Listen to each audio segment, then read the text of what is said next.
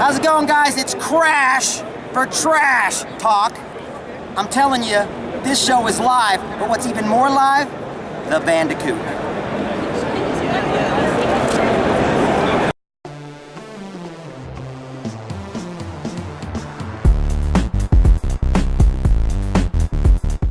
Hey guys, how's it going? Marcelo here. I'm dying. It's summer. Obviously it's summer. Welcome to the E3 2017 sub-arc. Holy crap, it was so awesome. So this is a very special E3 because some of the games on this list we actually played, so... Yeah, we're actually there, so that's cool.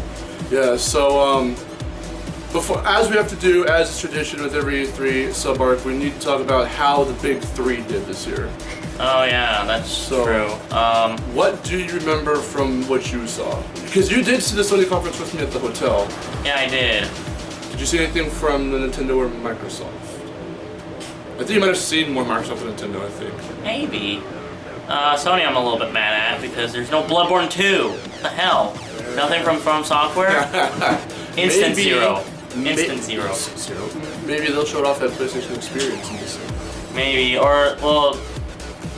if they do, or they'll probably show it off at the Tokyo Game Show. Yeah. Because they are a Japanese-based company. Yeah. So it would make sense if they showed it off at the Tokyo Game Show.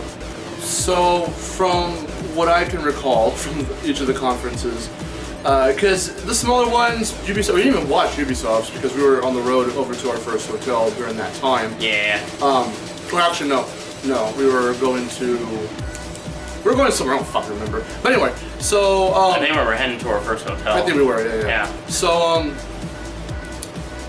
yeah, Ubisoft, they had like Mario plus Rabbids, which isn't on this list. We've got, Bethesda, which kind of just... They had Bethesda Land, that was their whole little... Visit the theme park. That was part of their presentation. And they were like, each attraction is part from a different game we're going to show off. It was fucking weird. Hey, guess what? VR. You like Skyrim, don't you? Now you can play VR. Skyrim, or on the Switch. And or Fallout 4. Now Fallout also VR. in VR. And then we've everything VR. EA, which did have, again, only one exciting game that I found to be like, oh, okay, which we'll go over later. And then, I think that was about it. There were 6 conferences in total, so now we've obviously got Sony, Microsoft, and Nintendo. So, Nintendo, everyone said Nintendo was the best because they just went all out. Last year, it was Zelda and Pokemon, and that was pretty much it. This year, it's Mario Odyssey, it's Metroid Prime 4, it's a new Kirby, a new Yoshi, Breath of the Wild DLC show-offs. There was a lot. I was really surprised. So, they had a pretty good presentation for what it was worth. Again, they did their digital, presentation thingamajig that they usually do every year now. Sony held back on some really big reveals and decided this time to just kind of show off more for the games that are coming out soon, like what we're going over today, Crash, and then we've got more Spider-Man, we've got more God of War, Detroit, I think Become Human had some stuff for it, so stuff like that. Of course, there were some pretty crazy reveals as well, but it was very reserved. We didn't see Last of Us. Kojima had a confirmed no Death Stranding reveal or trailer or anything at E3, because we're still, of course, working on it, so they kind of held back, but they didn't do bad. Of course, we got crazy surprise reveals as well, which we'll go over later in the sub-arc, but they were just like, okay, here's some games you've already seen, but here's more info on them, here's some release dates and whatever else. So they just did enough to get by because the last 2 years they had some big reveals. So there was that. And surprisingly, Microsoft actually I'm gonna be honest, stepped up their game this year and had less talking, they still had their show-offy shit. Here's the next fucking car that's gonna appear in Forza, whatever, and Call of Duty stuff, But besides that, it was just pretty much, okay, game, after that, game, after that, trailer, after that, yeah. Gameplay. So, less talking, more games. That's how it should be, for the most part. So, if we had to rank them, though, there was a couple stuff that looked interesting for Microsoft, but again, not enough to where I really cared. But there was some stuff for Sony and some stuff from Nintendo, so I'd probably have to go Nintendo, Sony, Microsoft. I can't really rate them. No. I don't know. so- I don't really think I can rate them this year. I didn't really see a whole lot. I only saw Sony, and there wasn't really a lot of interesting stuff from Sony, except for one thing. But I was really bummed out that they didn't release anything from software or anything like that. So, and it's kind of just like, So, yeah, Like- I mean, so that's my ranking. I guess that'll just be like our official little E3 ranking for right now. But they didn't do too bad. So, I mean, none of them really did all that bad. Some parts were boring in all three and stuff like that. And of course, the other ones too had, you know, their boring moments as well. But, I mean, it was okay. It was okay. Not great, not terrible. Okay. So, that was it for that. If you want to see more of what we actually did at the expo, check out, link down below, for every single episode in the sub-arc, my vlog that I did on Destination Mark, where it includes obviously Wes, and then it's got me, and we're showing off what we did. So you can see a little bit of what we actually were playing, and then just us walking around meeting people and doing stuff, so good times all around. So now on to our first game, which the smile slowly starts to creep up on my face. We mentioned it briefly last year. Mainly it was the Skylander stuff, because that was the first and foremost thing coming out that year in October. And we didn't even know what Sane Trilogy was called, but here it is, Crash Bandicoot Sane Trilogy.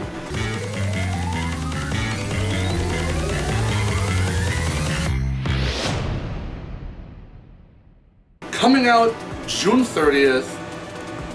Fucking excited. That's actually, I don't even know when this is going up, but it's either already out or it's about to come out, so I don't know. Obviously we don't have our not schedule, our formula, our format. we're just gonna be talking about stuff. We actually didn't get to play it. Yeah, I played it all 3 days. He played it day 2, so Yeah. I got the pins. I can probably show them off later. I got the little badges. Did you find the pins? I have the 2 that I got the day one. Day 1, if you played over there, you got a Coco pin. Day 2 was a Crash pin. Day 3 was an Aku Aku pin. I have the Coco and Aku Aku ones. I got a Crash one, but I lost it on my way to go see the Crash reunion panel at the Novo. I don't know what happened. I was checking through security and I just realized, because I had them all on my thing. I'm like, oh no, shit. To be fair, I lost my Crash pin too. Yeah. Probably could have gave it to him, but I lost mine, so it's like, oh, well, too bad. Yeah, so, whatever, it was still cool anyway. I need you to talk first. So, Okay. it surprised me. I did not tell him, or beg him, or pound on him to play it with me, because I already knew he was probably not going to want to, but then you just said, I'll wait in line with you, what the fuck? I might as well. I was like, okay. Day 1 we didn't play anything because we were just kind of looking around, seeing all the sites and what were we doing. Day 2 was just more of a, I wanted to play some games. Yeah. So I decided, what the hell, I Day might 3 as well. was, how much can we play before we leave? So, For me it was 1. for me it was 2. It was Crash and Mario. So, I think Day 2 was also when we played some other stuff. I'm not talking about it right Some now, other but- stuff, yeah. Yeah. Okay. So your experience. What? What? I'm not sure if you're gonna remember, but what levels? Let's start with. Okay, number 1. Which one did you play of the 3 of them? It starts out with you on the beach. I think I played Crash 2. Or no, I think I played Crash 1. I think it was the first. That's the first Yeah. one. Yeah, So and were you playing in order, or did you even beat that level, or the first level? I beat like 3 of the levels. Okay. Were you going in order, or you just kind of? I was going in an order. Yeah. Oh, okay. Yeah, so I beat the first 3 levels, and jumping was a little bit awkward. I'm just gonna say that first and foremost. The gameplay, Everyone says that. yeah, the jumping was a little bit awkward if you played it. And you know what I'm Because talking I about. had you play the original first game Yeah. some time ago, and Yeah, but other than that, the controls were pretty good. The graphics were pretty nice, yeah. and then game feel was pretty alright. It's just the jumping was a little bit awkward. Yeah, that's something. It's funny that Because I think you have to hold the jump button. for a longer, wider. Yeah, jump. for a But that's longer, always wider been the jump, case yeah. with those games. But because they're building it from the ground up and it's got different physics than the first game, especially for someone like me who actually played the first game in and out, knows it by memory. Getting the physics down is like the hardest thing you can do for something that you're remastering like from the ground up like this. So it's funny because specifically the devs said that the jump, specifically the jump, is the one thing they've been changing constantly throughout the entirety of the development. And it does feel good once you get used to it, but trying to get used to it, whether you're a veteran or not, is the weird part because of these new physics. When I played it, when they had the GameStop demo and it first came to our GameStop, I played it, and that was my first ever experience with Sane Trilogy, hands-on, and it did feel weird. I did have some kind of dumb deaths here and there, so I had to get used to the physics, but it's not all that bad. The more you play of it, the more you're going to get used to it, so it's not like it's, oh shit, these jumps are fucking hard. It's just more of like, okay, it feels wonky. That's a bit awkward. Yeah, it feels a bit wonky. Let me just kind of get used to it, and then you're good. What I like about this demo is that it's essentially the actual game. From what we've been seeing from when they first showed it off at PSX, and then they had the demo there, PAX East, they had it there, and then the GameStop demo are all basically the same type of demo, but they have like the levels are different builds and whatever the case, but the way the presentation is, it's like just a few levels and you get to play just like 3 or so levels. But this was the actual game, you get to choose between 1, 2, and 3. It shows you the island from Crash 1 where you can choose your level, the warp rooms from 2 and 3, so it was pretty much the actual game. The only thing that was off, which of course they're going to fix by the time that game actually comes out, is certain cutscenes with the bosses play where they shouldn't. Like when you're in Warp Room 3, which is where Entropy, that boss is, like Engine's cutscene will play, which he doesn't even come in until like the 4th Warp Room. So like the order's off, and then like you're able to do the time trials and still collect the crystal, which is of course not supposed to happen. So but I think they did those intentionally, so number one, you can actually see, in the case of the bosses, you can actually see them, hear them, and get the experience of that, what they're going to look like in this remastered trilogy. And then with the case of the time trials and the crystals, I think they did that intentionally for this E3 demo, just so that way people can actually either do the crystals or do the time trials without having to. You're supposed to get the crystal first, and then when you go back in, Aku Aku pops up and gives you a message of, oh look, here's a clock. Get that shit. Now you can do time trial. So they just give you the option to do either or right then and there off the gate, so that way you can actually experience it. That's what I got anyway. I mean, I don't fucking know, but it was still cool. It was just so crazy to see how good they got this down, because when they first announced this last year, I was like, okay, so it's remastering the games. And people were so confused because we didn't get any info from last year's E3 to PSX, which was like a fucking, like 6 or so, like 5 or so month window. Yeah, where there was just nothing, and we're like, okay, so Skylanders, that's out, that's done, it looks cool, whatever. On to this now. People were like, what's it gonna look like? People thought it was gonna be just a simple remastering of like, well, it's the same games but upscaled. Like, nope. I even had the thought, I'm like, it's going to be different graphics, the same layouts, but it's gonna look prettier. It's gonna look, you know, more lush and all of that, and it totally does. Of course now, what people like to do, which I hate that they do this, but I mean, you can't please everyone, I guess, but then there's a difference between that and a nitpicky fan base, is that people bitch about the lighting, the shading, the fucking detail, and the cracks on the wall or something in the ruins, or, I'm like, come on. Number one, all the footage they've been showing us are taken from various stages in development. It's not the final game. And it looks good. Hopefully it's not the final game. Yeah, it's like, it looks good for what it's worth. They've been getting better. They, of course, Vicarious Visions is definitely listening to the fans' feedback, because they've been addressing those kinds of things and issues all throughout the development. So it's not like they're not paying attention for the sake of, well, we want to make it our way, fuck you. It's like, no, far from it. In fact, they actually have fan inclusion with the fact that they actually had a contest to be able to design a completely original idle animation for Crash, and the one that won, we'll show the footage now, is it's called Wumpa Volley, where it's Crash and Aku Aku bouncing around a Wumpa Fruit like it's a volleyball.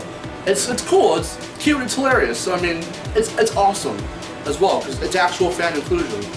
So what we've got and what we've been seeing so far, it looks really fucking good. So I mean, is there anything else that you wanted to mention before I have a few more points, but no, you can go ahead. Basically the music, Music was pretty good. The music sounds really awesome. It's obviously the exact same tracks that Josh Mancell originally composed, but